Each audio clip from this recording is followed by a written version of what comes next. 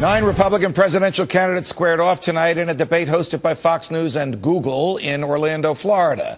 According to the latest Suffolk University poll, Mitt Romney is in the lead, with Ron Paul in second place at 14%. Joining me now is my friend and colleague, Fox News political analyst Juan Williams, author of Muzzled, The Assault on Honest Debate. You know we'll have honest debate here, my friend. There you go. All right, now, you got to tell me what you think of this headline in something called the Daily Caller. Quote, poll, Romney leads New Hampshire, Huntsman third, Perry fourth. Now, do they know how to count? Why would they omit saying who was in second? Well, you know why? Ron Paul. But is there a media bias against him? Just from the media's point of view, isn't he good for the media because he challenges Republican orthodoxy and causes debate and generates and stimulates the discussion about ideas that the other Republicans don't want to talk about? Well, that's right. And it's because the other Republicans don't want to talk about it. It's because he is such an extraordinary candidate that the mainstream media doesn't pay attention. They don't believe that Ron Paul, with his libertarian bent, could actually be the GOP nominee. To the contrary, every time Ron Paul comes out, attracts huge crowds, gets numbers that are sufficient in the polls to say this could be your Republican nominee, there's a base of Republicans, but especially the mainstream media, that refuse to acknowledge. It's like he's standing in front of them and they say, I don't believe it. Don't believe it, not credible. I'm going to rub my eyes and see if I can. Oh, he's still there? Yeah, but who's first, who's third? Is it a rejection of what he believes in? Is it just a perception that these numbers that we're seeing are not accurate and can't last? Well, you know, part of the problem is that if you look at conventional mainstream Republican ideology, it's not isolationist. So some of the key issues that have erupted during our age, weapons of mass destruction, Iraq, Afghanistan, pursuit of Osama bin Laden, foreign aid, Israel, popped up this very week. Right. On all these fronts, what you hear for Ron Paul is contrary to Republican orthodoxy. Okay, Judge. but you would agree with me, and obviously disagree if you feel inclined. The key issue is the economy.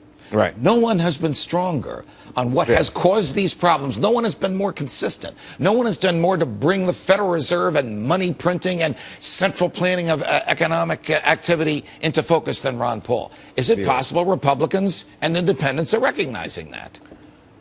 No, they're not recognizing it yet. And again, you know, what strikes me about this is I think Ron Paul is the father of the Tea Party, and in large part because of his criticism of U.S. economic policy and printing money, you know, willy-nilly, and saying that we are, in fact, out of control and we need to get back into some kind of very hard basis for currency. This is all Ron Paul. Okay. And saying spending is out of control and taxation is too much, and he's been back and forth with Perry in this debate and others about this issue. So here's what we know.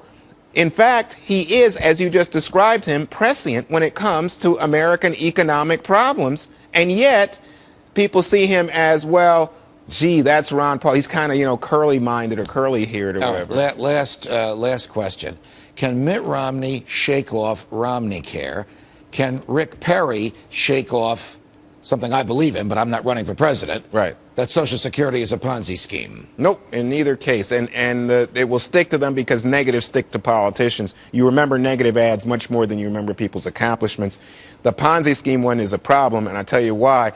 I don't know exactly why you agree with it, because there's nothing illegal about Social Security. But the Ponzi scheme one resonates with a lot of conservative Republicans. The Romney Care doesn't resonate with any conservative Republicans. Right, but health care as an issue resonates with independents, and so he can argue, you know what, once I get through this primary process, I can say I care about this issue. That does have some positives to it, but not many in an age when it's overwhelming. Republicans condemn Obamacare. Too late for Sarah Palin or Chris Christie, or not quite too late yet? Not quite yet, although the numbers are overwhelming. People don't want, Republicans I'm talking about, because that's who, this is a Republican contest. Republicans don't want Palin, and Republicans are salivating, Judge, at the idea that Chris Christie might come in today. They still want him. Yeah, because the numbers, and after Perry first came in, oh yeah, we're satisfied with the field. His debate performance is in.